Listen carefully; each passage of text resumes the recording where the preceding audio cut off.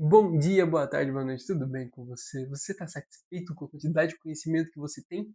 Se não tá, vem comigo, segue o canal, porque aqui, ó, divulga conhecimento para todo mundo e compartilha. Esse é o meu objetivo com esse canal e com tudo. Prazer, meu nome é Victor, eu tô aqui para te dar um pouquinho mais de conhecimento.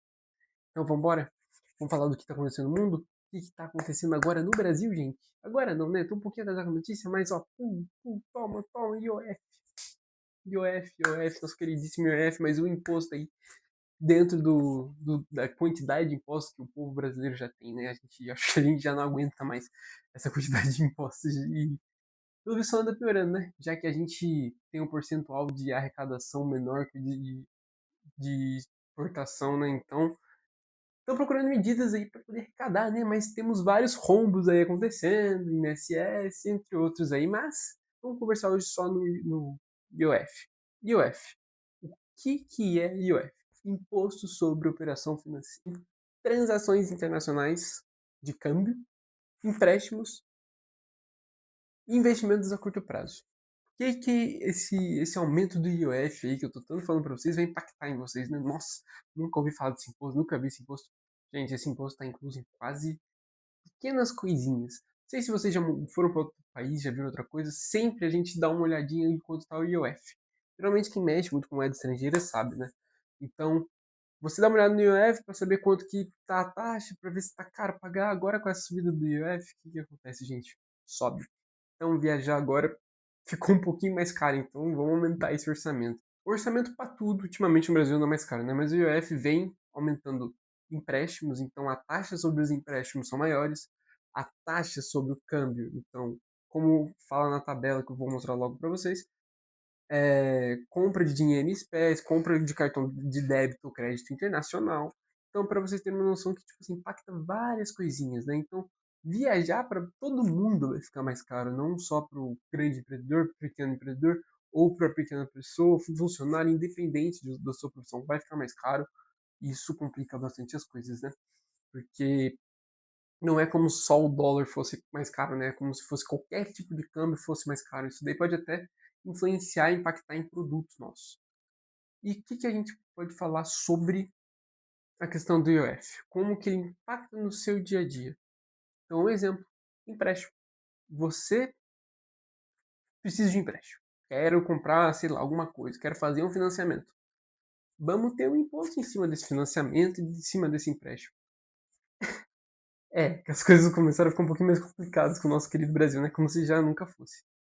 E você passa por esses momentos, passa por aqueles, e vocês nunca perceberam o IOF às vezes. Às vezes o IOF ele é uma taxinha bem pequenininha que tá lá embaixo na hora do empréstimo, na hora do financiamento, tudo, e você vê a porcentagem.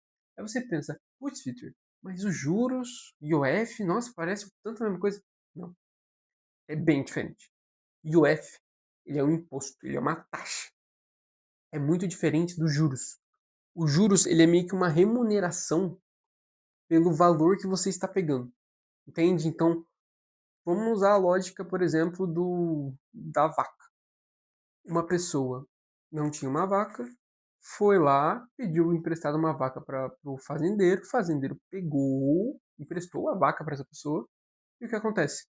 Como juros, ela falou, ó, você está usando minha vaca para produzir leite, para poder alimentar a sua família, com leite, mas de juros eu quero que tenha outra vaca. E essa pessoa, ela vai lá, procria a vaca e volta o quê? Com duas vacas. Esse é o jeito mais simples de vocês entenderem os juros. Então é mais ou menos assim que funciona, né? Trouxe um jeito bem prático, não exatamente do estilo bancário ou qualquer coisa, mas é mais ou menos assim que funciona. E é muito diferente a taxa, o imposto é uma taxa, o imposto é uma taxa.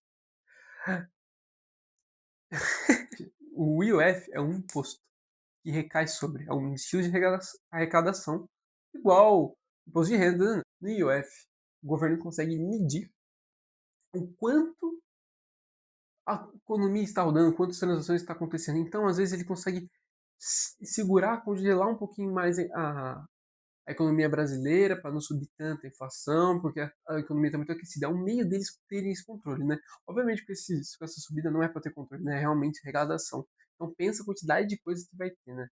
E o Alexandre de Moraes, antes da gente falar da crise política, da situação política, O Alexandre de Moraes, ele colocou a medida desde quando foi suspenso. De primeira mão foi assim. Depois, com o famoso efeito retroativo. Quem é do direito conhece bastante esse efeito retroativo. Volta o efeito da lei, busca todo mundo. Mas não, nesse caso não. Nesse caso, de primeiro momento foi, né? Todo mundo estava entendendo que ia ser isso. O Alexandre de Moraes foi lá e falou: não, não, não é a partir da suspensão, é a partir de quando ele decidiu. Aí vamos falar um pouquinho da crise política. Então, a crise política é um pouquinho mais complicada, porque a gente tem um Congresso de um lado, o Executivo do outro e o Judiciário lá. E a gente anda numa crise muito problemática, porque o Executivo não se entende com parte ali do Legislativo. Isso é complicado, porque a gente precisa, querendo ou não, que os poderes estejam em sintonia. Obviamente, a gente precisa que seja democrático, que seja diverso, para a gente poder ter várias ideias, vários jeitos de governo, tudo. Obviamente, esse é o princípio do nosso governo, mas estamos tendo problema, crise batendo, então quando o Congresso derrubou o decreto, suspendeu o decreto,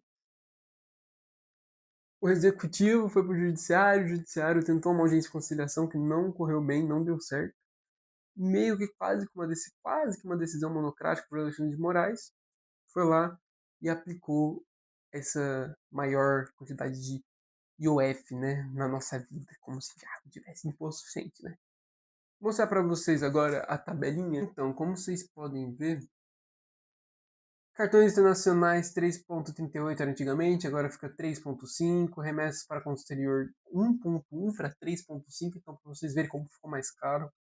Remessas para conta no exterior, investimento de 0,38 a 1%. Isso é principalmente para investimentos relacionados a curto prazo, né? Prejudica bastante nesse tipo de investimento. Compra de moeda estrangeira em espécie física, né?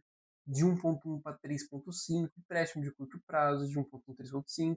Transferência de fundo exterior que ele deixou isento, né? Continuando do mesmo jeito. Operações de risco sacado também foi isento. E o resto ali, como vocês podem ver, 0,38 de aquisição na conta primária, cota 0,38 taxa diária. E assim foi, gente. A tabela aí tá aparecendo para vocês, acredito.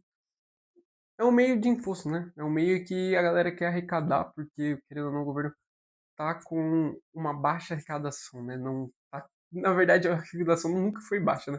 É verdade que a gente mais compra do que arrecada. Essa é a questão, né? Então, tendo essa visão, tendo esse parâmetro, se planejem financeiramente, se entendam financeiramente. Acompanhem o canal para entender essas coisinhas pequenas. O assunto aqui não é só financeiro. O assunto aqui é um pouquinho mais além. É tratar do governo, tratar de conhecimento.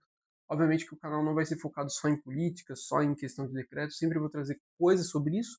Mas eu também quero trazer conhecimentos gerais, às vezes alguma coisa relacionada a foco, alguma coisa relacionada a livros, entre outras coisas.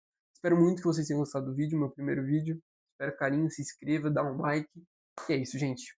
Um beijo para vocês.